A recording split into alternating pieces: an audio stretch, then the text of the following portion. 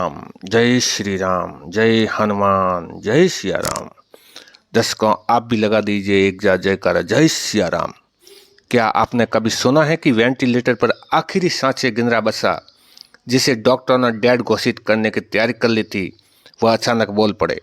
क्या आप यकीन करेंगे, जहां दुनिया का सबसे बड़ा डॉक्टर हार मान गया, वहां केवल एक नारियल और एक अर्जी ने मौत को मात दे दी। जी हाँ दोस्तों, आज मैं आपको कोई काल्पनिक कहानी नहीं बल्कि साक्षात मेहंदीपुर बालाजी के उस चमत्कार की दास्तान सुनाने जा रहा हूँ, जिसे सुनकर विज्ञान भी आज सिर झुकाता है। नमस्कार दोस्तों, स्वागत है आपका हमारे चैनल पर। आज का वीडियो उन लोगों के लिए है जो कहते हैं कि चमत्कार नहीं होते हैं।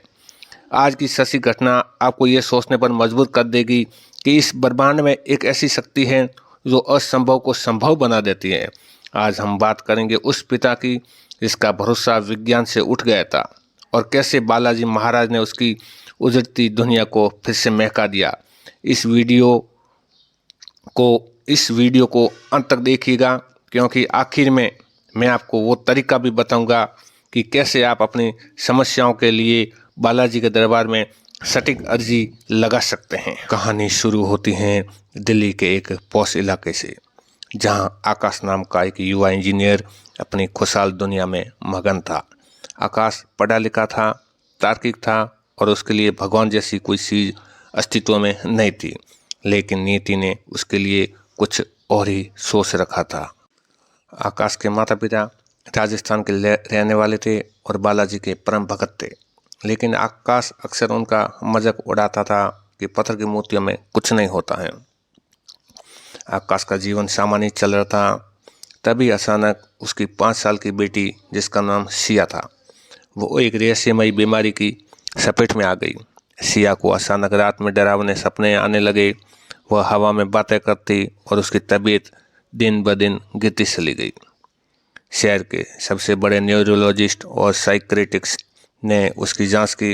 हफ्तों तक हॉस्पिटल में रहने और लाखों रुपए खर्च करने के बाद भी डॉक्टर हैरान थे। सिया का शरीर सूख कर पूरा कांटा हो गया और वो अब किसी को पहचान भी नहीं पा रही थी। एक रात डॉक्टर ने यहाँ तक कह दिया, आकाश जी, मेडिकल साइंस में अब कोई इलाज नहीं बचा है, आप इसे घर ले जाइए और भगवान से प्रार्थना कीजिए। जब डॉक्टर ने ऐसा कहा तो आकाश पूरी तरह टूट गया। उसका विज्ञान, उसका तर्क सब फेल हो गया। अब उसकी बुढ़ी माँ ने रोते हुए कहा, आकाश की माँ ने, कि बेटा अब भी वक्त है, मेरी अर्जी मान ले। बस एक बार अपनी बेटी सिया को लेकर बालाजी के दरबार चल। आकाश, जो कभी मंदिर की सीढ़ियाँ भी नहीं चढ़ा था, अपनी मरती हुई बेटी की खातिर, अपनी औलाद की खातिर मेहंदीपुर बालाजी जाने को तैयार हो गया। वो सिया को एम्बुलेंस में लेकर राजस्थान पहुंचा। जैसे ही एम्बुलेंस ने मेहंदीपुर की सीमा में प्रवेश किया, सिया, जो कई हफ्तों से बेसुध थी, अचानक जोर जोर से चिल्लाने लगी, तड़पने लगी। वो ऐसी आवाज़ों में बातें करने लगी जो उसकी थी ही नहीं। आकाश डर गया, लेकिन मंदिर के पुजारी उनका, डरो मत, ये बालाजी की गद्दा का प्रहार है, जो नकारात्मक शक्तियों को डरा रहा है, जो नेगेटिव एनर्जी को भगा रहा है, जो भूत प्रेत जो बच्ची को लग चुका है उसको ये भगा रहा है। आकाश ने सिया को गोद में उठाया और रोते रोते मुख्य मंदिर की ओर बढ़ा। वहाँ की भीड़, जंजीरों की आवाज़ें और जय श्री राम के उद्घोष ने उसके अंदर के नास्तिक को हिला के रख दिया। जब आकाश सिया को लेकर बालाजी महाराज की दिव्य मूर्ति के सामने खड़ा हुआ तो उसे एक अजीब तरह की लहर महसूस हुई। पुजारी ने बालाजी के चरणों का थोड़ा सा जलमृत सिया के मुंह पर छिड़का और उसके सिर पर गदा सुआ दी। उसी क्षण सिया शांत हो गई। जो जोर जोर से चिल्ला रही थी वो पूरी तरह शांत हो गई। उसने अपनी आंखें खोली और पहली बार महीनों बाद अपने पिता को पहचानते हुए कहा, पापा मुझे भूख लगी है। अच्छा बेटा, क्या खाओगी? आकाश की आंखों में आंसुओं का सैलाब बह निकला। वो जो कल तक भगवान को नहीं मानता था, आज बालाजी के चरणों में साष्टांग प्रणाम कर रहा है। कहानी यही ख़त्म नहीं होती है मेरे दोस्तों, मेरे भाइयों। दर्शन के बाद जब वे पृथ्वीराज सरकार और भैरव बाबा यानी कि कोतवाल कप्तान के पास पहुँचे तो वहाँ एक वृद्ध व्यक्ति ने आकाश को रोककर कहा, बेटा तुम यहाँ आना नहीं चाहते थे, लेकिन तुम्हारी माँ की अर्जी और सवा मणि का संकल्प तुम्हें यहाँ खींच लाया है। बालाजी ने तुम्हारी बेटी को नया जीवन दिया है। आकाश दंग रह गया क्योंकि उसने या उसकी माँ ने किसी को भी अपनी मन्नत के बारे में नहीं बताया। आज सिया पूरी तरह स्वस्थ हैं और स्कूल जाती हैं। आकाश अब हर साल सवा मणि सडाने सालासर और मेहंदीपुर जाता है।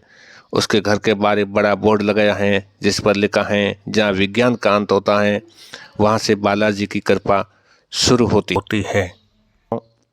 ये थी आकाश और उसकी बेटी सिया की वो कहानी जिसने न केवल एक परिवार को बिखरने से बचाया बल्कि एक नास्तिक को भी आस्तिक बना दिया।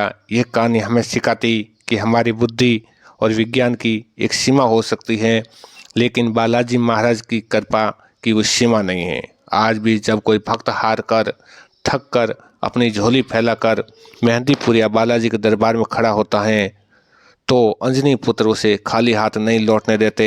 याद रखिएगा, बालाजी के दरबार में देर हो सकती है लेकिन अंधेर नहीं। बस ज़रूरत है तो सच्चे मन से लगाई गई एक अर्जी की।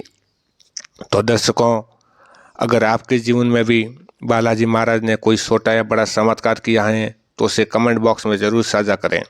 आपकी एक कहानी किसी और का विश्वास जगा सकती है। और हाँ, कमेंट में जय श्री राम या जय बालाजी महाराज लिखना ना भूलें।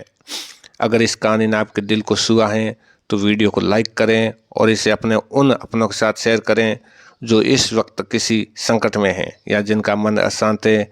क्या पता आपकी एक शेयर की हुई वीडियो किसी की उम्मीद बन जाएगी।